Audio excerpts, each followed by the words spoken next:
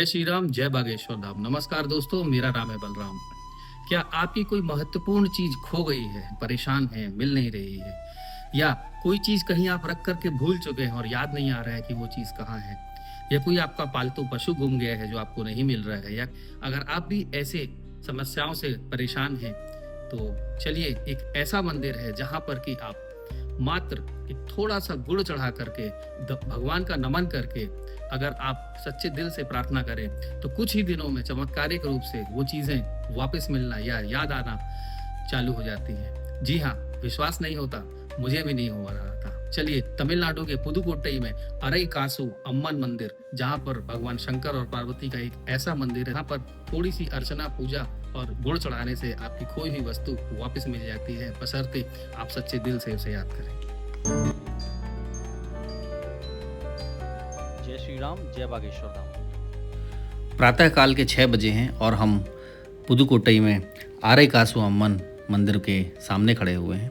और देखिए, मंदिर के सामने कितनी सुंदर रंगोली डाली जा रही है। यह यहाँ की प्राचीन परंपरा है। जैसे आप मंदिर में प्रवेश करते हैं, बाहर से तो साधारण लगता है, लेकिन जैसे जैसे आप अंदर जाते आते हैं, एक बहुत ही सुंदर गलियारा, बड़े बड़े स्तंभ और दक्षिण भारतीय कला को दर्शाते हुए इन स्तंभों के बीच में जो गलियारा है, इस गलियारे से होकर के आप गर्भगृह की तरफ आगे जाते हैं। रास्ते में हमें एक गौशाला भी मिलती है। ये गौशाला मंदिर की गौशाला है जहाँ पर कि गाय, धेनु को रखा जाता है और यहीं से मंदिर में गाय अंदर आती है। वो देखिए, सेवक गाय को लेकर के आए हैं और यह सुबह सुबह की पहली पूजा में गाय को सबसे पहले यहाँ लाया जाता है। उसका दूध से ही भगवान का अभिषेक होता है और उसके बाद भगवान के पट या द्वार खोले जाते हैं।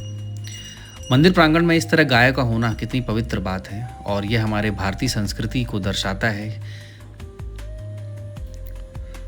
आप देख सकते हैं मंदिर के गर्भगृह की तरफ हम जा रहे हैं और यहाँ पर हम आए हैं गोकर्णेश्वर, भगवान शंकर का वो रूप गोकर्णेश्वर। इसके पीछे की एक किंवदंती है जो मैं आपको बताऊंगा। ये हैं भगवान गोकर्णेश्वर, जिन्होंने गाय के कानों की रक्षा की। तमिलनाडु के पुदुकोट्टई में अरई कासु अम्मन मंदिर। अरई मीन्स आधा, कास मतलब पैसा, मतलब आधा पैसा, मात्र आधा पैसा बराबर रखने से आपकी चीजें मिल जाती हैं। इस मंदिर के नाम के पीछे एक बहुत ही विचित्र कहानी है। जब विजयनगर वंश का साम्राज्य था तो वहां के शासक एक महत्वपूर्ण दस्तावेज को रख करके भूल गए थे। काफी दिनों तक परेशान होने के बाद उन्होंने अपने स्थानीय मंदिर, जहां पर कि माता पार्वती को बृहद अम्मल कहा जाता है, मतलब कि बड़ी माँ, तो बृहद अम्मल के मंदिर पर वो गए। उन्होंने पूजा अर्चना की, प्रसाद चढ़ाया और कुछ ही दिनों बाद चमत्कारिक रूप से उन्हें उनका वो दस्तावेज वापस मिल गया। इस दस्तावेज के मिलने से राजा इतने खुश हुए कि उन्होंने अपने भाव प्रकट करने के लिए चंद्रमा के आकार का सिक्के छपवाए, उस पर माता का चित्र अंकित करवाया और उसे पूजा और उत्सवों में जनता जनार्दन को बांटा। तब से उस मंदिर का नाम पड़ा अरई कासु। किंवदंतियों की माने तो एक और प्राचीन कथा है जो कि भगवान शिव का जो रूप वहां पर मौजूद है, उसका नाम है गोकर्णेश्वर। गोकर्णेश्वर का अर्थ है गाय के कानों के रक्षक। अब आपको जानकर के हैरानी होगी कि ये कैसा भगवान शंकर का स्वरूप है, तो आइए इसके पीछे की कहानी को जानते हैं। समय पुरानी बात है। राजा इंद्र ने एक बार क्रोध में कामधेनु को श्राप दिया और उसे धरती पर अपना जीवन व्यतीत करना पड़ा। कामधेनु कपिल ऋषि के पास पहुंची और कपिल ऋषि के संरक्षण में कामधेनु ने अपना तप शुरू किया, भगवान शंकर का तप। वह गंगा नदी से प्रातः कानों में पानी भरकर लेकर आती और भगवान शंकर को अर्पित करती। ऐसा करते करते काफी समय बीत गया तो एक दिन भगवान शंकर खुश हुए और उन्होंने सोचा कि चलो इस गाय की परीक्षा लेते हैं। भगवान शंकर बाघ का स्वरूप लेकर वहां पहुंचे और जब गाय पानी लेकर आ रही थी, जब कामधेनु गाय पानी लेकर आ रही थी अपने कानों में भर के, तो वो बाघ स्वरूप शंकर उनके सामने गए और बोले मैं तुम्हारा शिकार करूंगा। कामधेनु ने कहा कि मुझे भगवान का पूजन कर लेने दीजिए, उसके बाद मैं आती हूँ, मुझे इतना समय दे दीजिए। यह कहकर गाय गई। उन्होंने भगवान शंकर के शिवलिंग पर अपने कानों में भरे हुए गंगा जल को अर्पित किया और अर्चना करने के बाद, भगवान का ध्यान करने के बाद उस बाघ के सामने वापस आई और बोली कि अब मैं समर्पित हूँ, आप मेरा भक्षण कर लीजिए। इससे खुश होकर बाघ रूपी शंकर पार्वती प्रकट हुए और उन्होंने उस गाय को मोक्ष का वरदान दिया। इसलिए वहां पर मौजूद शिवलिंग को गौकर्णेश्वर के नाम से भी जाना जाता है। वहां प्राचीन एक बगुला वृक्ष है जिसकी उम्र भी 2000 वर्ष पुरानी बताई जाती है। इस मंदिर में द्रविडियन आर्किटेक्चर, द्रविडियन शिल्प कला का जीता जागता प्रमाण है और यह मंदिर एक तरह की गुफाओं को काटकर बनाया गया है।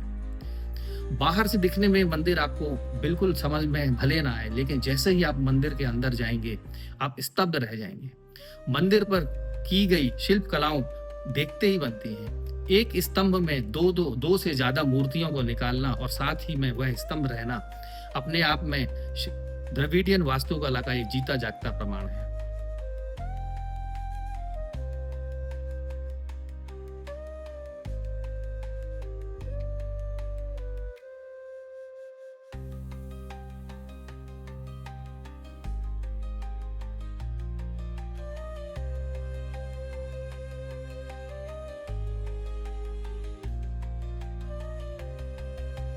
इस मंदिर की कुछ और भी विशेषताएं हैं जो कि आप इस वीडियो में देख सकते हैं कि जो मंदिर का जो छत है या जो मंदिर का जो ऊपरी हिस्सा है वो देखने में लगता है साधारण, लेकिन जब आप उसे ध्यान से देखेंगे तो आपको उसमें जाली स्वरूप आकार दिखेगा जो कि पूरी तरह से खोखला है और पूरी तरह से पत्थरों से बनाया गया है।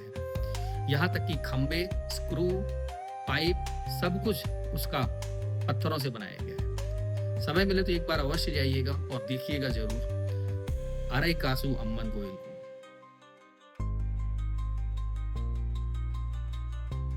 को। इस मंदिर में गौर करने वाली बात यह है कि इस मंदिर के ऊपर एक जलाशय बना हुआ है। प्रायतः जलाशय जो है मंदिर के बाहर होता है, मंदिर का टेम्पल टैंक उसके बाहर रहता है, लेकिन इस मंदिर में मंदिर के पहले मंजिल पर एक जलाशय बना हुआ है जो कि दो पत्थरों के बीच पानी का स्रोत है, जो कि पता नहीं पानी कहाँ से आता है और धीरे धीरे वो पानी भगवान शंकर के चारों तरफ बहता रहता है, जो कि 2300 वर्ष पहले बनाया गया था। आप पानी की धारा जिस छोटे से नाली स्वरूप से बहती है, आप उसे भी इस मंदिर में बहुत ही आसानी से देख सकते हैं। मंदिर के पहले माले पर दुर्गा, काली, लक्ष्मी और भगवान मुरुगन के भी छोटे छोटे मंदिर बने हुए हैं जो कि बहुत ही प्राचीन है। इस मंदिर के पहले माले से आप मंदिर के पूरे प्रांगण को देख सकते हैं और देख सकते हैं कि मंदिर किस तरह से एक गुफा के अंदर घुसता हुआ नजर आता है, एक गुफा के अंदर जाकर के बना हुआ है। इस मंदिर के अंदर चट्टानों को काट करके निकाले गए स्तंभों को भी प्रत्यक्ष रूप से देखा जा सकता है। इस मंदिर में नीचे भगवान शंकर का गर्भगृह है और माता पार्वती जिन्हें की बृहदम्बल भी कहा जाता है, उनका भी गर्भगृह है। मंदिर में शिलालेखों से यह प्रमाणित होता है कि इस मंदिर को महेंद्र वर्मा पल्लवा द्वारा 6वीं से 7वीं शताब्दी के बीच बनाया गया था और इस मंदिर में गोकर्णेश्वर शिवलिंग एक रॉक कट पत्थर को काटकर, चट्टानों को काटकर बनाया गया है। इस शिवलिंग के सामने जो मंडप बना है उसे चोल शासकों ने बनाया है। इस मंदिर के विकास में चोल वंश, पांड्या वंश, होशियाला वंश और विजयनगर वंश के राजाओं का महत्वपूर्ण योगदान रहा है। इतिहासकारों के अनुसार पुदुकोट्टई में तोंडाईमन राजाओं का शासनकाल काफ़ी लंबे समय तक रहा। उनके शासनकाल में बृहदम्बल को उनकी कुल देवी के रूप में पूजा जाता था और इसलिए तोंडाईमन राजाओं और उनके वंशजों ने मंदिर के विकास में एक बहुत बड़ा योगदान किया है। बाहर से साधारण और जीर्ण शीर्ण हालत में दिखने वाला यह मंदिर अंदर से उतना ही असाधारण है। हो सकता है बाहर आप इस मंदिर के सामने से निकल भी जाएं और आपका ध्यान भी ना जाए, लेकिन जैसे ही आप इस मंदिर के अंदर आते हैं मानो समय इतिहास के पन्नों में रुक जाता हो। क्योंकि इस मंदिर में द्रविडियन शिल्पकला को इस तरह से दर्शाया गया है। हर पत्थर, हर स्तंभ पर एक अलग कला की छाप दिखाई देती है। इतिहासकारों के लिए यह मंदिर एक खजाना जैसा है। हर स्तंभ पर कोई न कोई कहानी अंकित है। हर स्तंभ पर किया गया कार्य साफ साफ दिखाई देता है। कितनी बारीकी से एक एक पत्थर को काटकर ऐसे स्तंभ बनाए गए हैं जिसे देखकर आप आश्चर्यचकित हो जाएंगे। मंदिर का प्रांगण इतना बृहद है और इतना सुंदर है जिसकी कल्पना कर पाना भी मुश्किल है। इस मंदिर को ज़रूरत है तो सिर्फ रख रखाव की। समय के इतिहास को लिए यह मंदिर अपनी गाथा कहता जा रहा है, लेकिन अब यह समय आ चुका है कि इस मंदिर के रख रखाव पर विशेष ध्यान दिया जाए, क्योंकि यह मंदिर अपने आप में द्रविडियन सभ्यता, द्रविडियन शिल्पकला का जीता जागता प्रमाण है।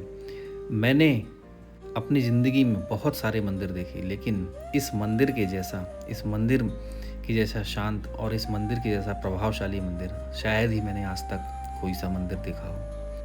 अगर आप कभी तमिलनाडु आएँ, त्रिची या तंजौर तक जाएं तो पुदुकोट्टई के इस मंदिर को अवश्य देखें। लाइक, सब्सक्राइब और शेयर अवश्य करें।